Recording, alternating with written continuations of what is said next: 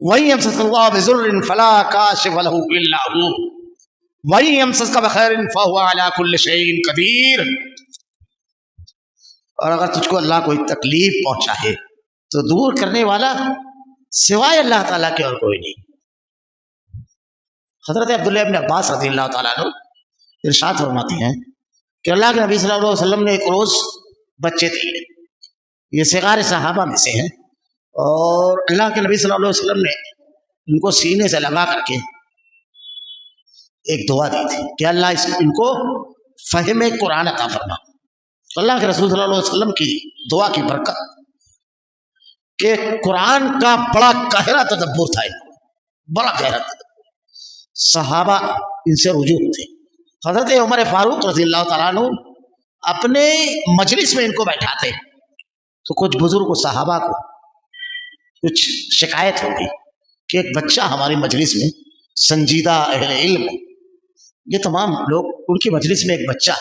حضرت عمر فاروق رضی اللہ تعالیٰ عنہ تک جب یہ بات گئی تو آپ نے ان سے سوال کیا تفسیر کا ایک، اور دیگر لوگوں سے. جب آپ نے جواب دیا حضرت عبداللہ ابن عباس رضی اللہ تعالیٰ عنہ نے، آپ نے ارشاد فرمایا اس کی وجہ سے ان کو حبر الامہ کہا جاتا ہے.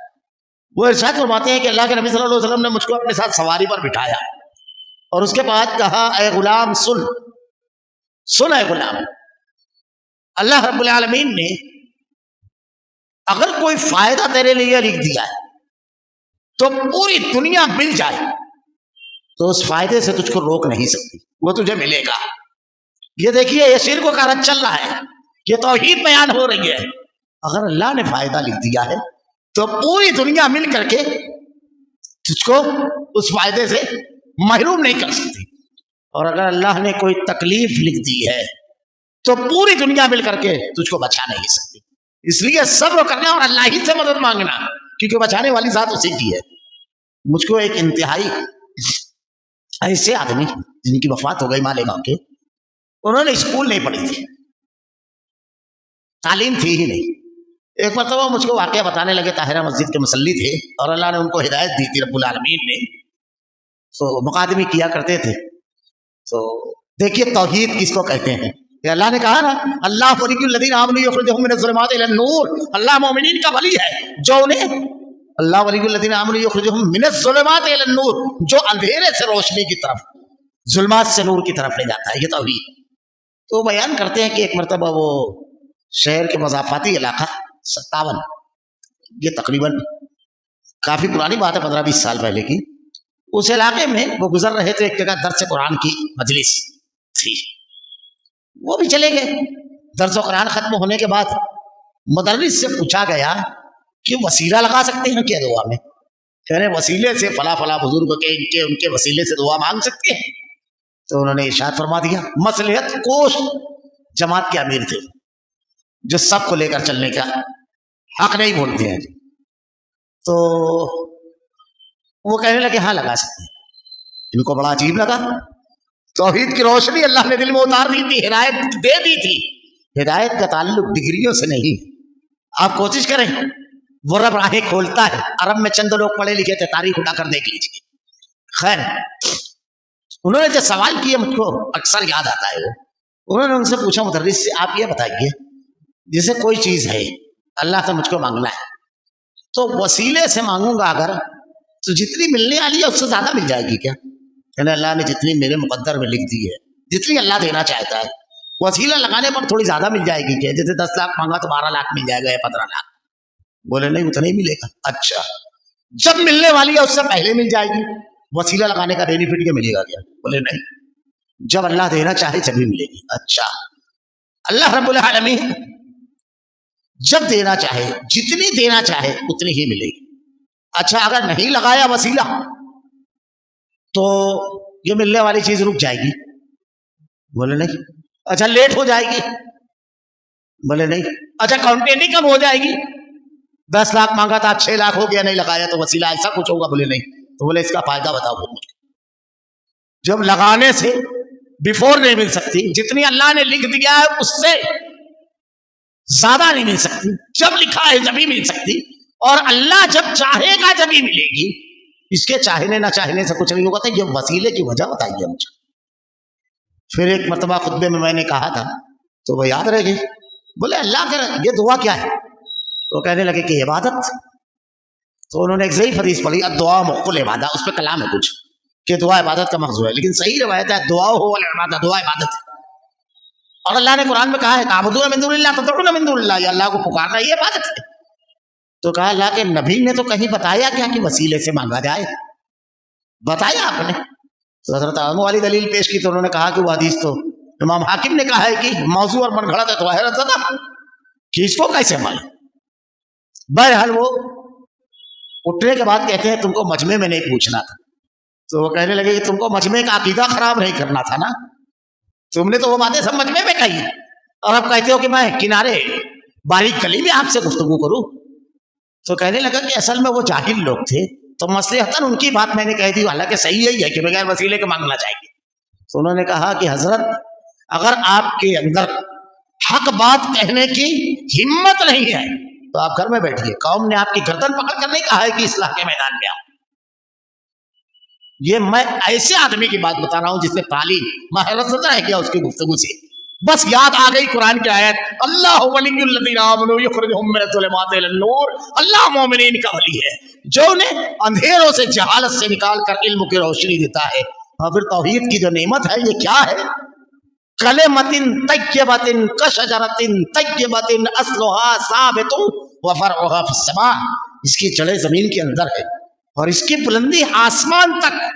مومن کا تدبر زمین کے اندر سے لے کر آسمان کی بلندیوں تک ہوتا ہے، کیونکہ اس کے پاس آسمان کا نور ہوتا ہے، اسی کی ہدایت ہوتی ہے جس میں وہ سوچتا ہے، جس میں وہ دیکھتا ہے. اور زمین پر جب رہتا ہے، زمین کے اندر جب جاتا ہے تو یہی نور کام آتا ہے، یہی چیز اللہ تعالیٰ ارشاد فرما رہا ہے. تو اللہ کے نبی صلی اللہ علیہ وسلم نے کہا صبر سے مدد لینا. قلم اٹھا لیے گئے، سیاہی خشک ہو گئی. حضرت عبداللہ ابن عباس رضی اللہ تعالیٰ عنہ سے کہا دنیا بنانے سے 50,000 سال پہلے اللہ نے لکھ دیا. اب یہ کون کہہ رہا ہے؟ کائنات کے امام محمد رسول اللہ صلی اللہ علیہ وسلم. کس کو؟ حبر الامہ، مفسر قرآن، فاروق اعظم کی مجلس میں ایک اہم مقام کے حامل، صحابہ کرام کے درمیان علم کا ایک بڑا مقام رکھنے والے، ان کے ولایت صحابیت کے بعد یہ صحابیت کے ساتھ ساتھ اللہ کے نبی صلی اللہ علیہ وسلم کے چچا داد بھائی، آپ کے بھائی کتنے مرتبے ہیں. ان سے اللہ کے نبی کہہ رہے ہیں آج ہمارے یہاں کسی بھی ایرے گہرے کے بارے میں، میں جملہ کہہ رہا ہوں، ایرے گہرے کے بارے میں کہتے ہیں وہ نفع نقصان کا مالک ہے. اللہ کے رسول کہہ رہے ہیں کس سے؟ حضرت عبداللہ ابن عباس سے. عقیدہ سیدھا کیجیے. کائنات کے امام کہہ رہے ہیں کوئی نہیں اپنے بارے میں نہیں کہا کہ میں نفع نقصان کا مالک ہوں. پچھلے ہفتہ کے درس میں تو گزر چکا، یہ سب عقیدے کی بحث. اب جب جو کہتا ہے یہیں پر عقیدہ سیدھا کر لیجیے اور ایمان اور یقین کی سچی بات زندگی بھر کے لیے یاد رکھیے. اللہ کہہ رہا ہے، ایک مرتبہ پھر اسی آیت کا ترجمہ کر دیتا ہوں، وَإِن يَمْسَسْكَ اللَّهُ بِضُرٍّ فَلَا كَاشِفَ لَهُ إِلَّا هُوَ، اگر اللہ تجھ کو کوئی تکلیف پہنچائے تو اس کا دور کرنے والا سوائے اللہ کے کوئی نہیں.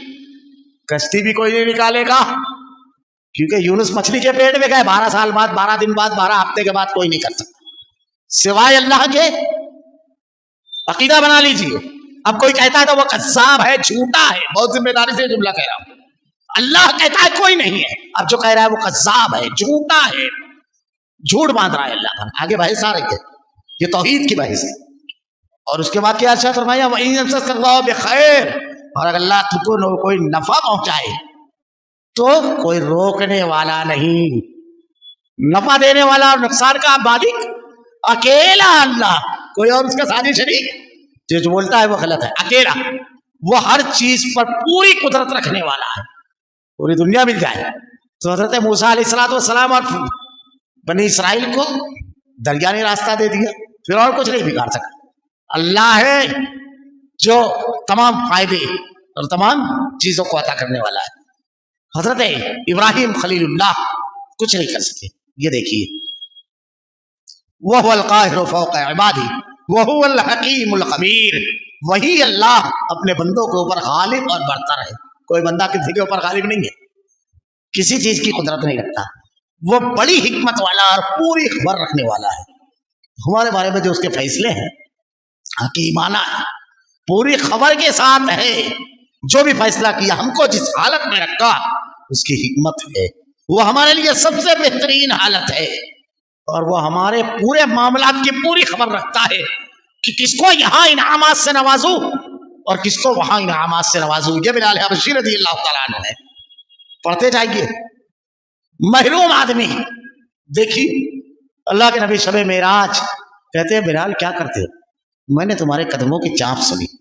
जिसके लिए माल की बहुत जरूरत नहीं है, कामयाब जिंदगी के लिए रब की रजा, रब के अहकामात, वो बड़ी हिकमत वाला है, वो बहुत बाखबर है। नबी को भी खबर नहीं, लेकिन उसको खबर है। तुम जो नेकी करोगे, तुम जो अपने हुकूक अदा करोगे, तुमको मजदूर बनाया, बच्चे दिए, उनके हुकूक अदा करो, रब की फर्मा बरदारी करो, गुनाहों से अपने आप को बचा लो, कामयाब हो गए। अल्लाह ताला किसी को उसकी ताकत से ज्यादा बोझ नहीं डालता। आपसे उसके बारे में पूछा नहीं जाएगा, लेकिन जो जिम्मेदारियां थी, जितना आपका ग्राउंड है, उतना आपसे सवाल होगा। वहां आप कामयाब हो जाइए, आप कामयाब तरीन इंसान। आप पूरे माशरे के लिए निकल गए और अपनी जिम्मेदारियां छोड़ दी, आप नाकाम। पूरे अहकामात वज़ाहत के साथ बयान फरमाए। हर पल आपको ये याद रखना है, इबादत सिर्फ अल्लाह की, अहकामात सिर्फ अल्लाह के, कुरान हदीस, बस। इबादत भी सिर्फ उसकी, तरीक़ा इबादत भी सिर्फ उसका, वही कामयाब होगा।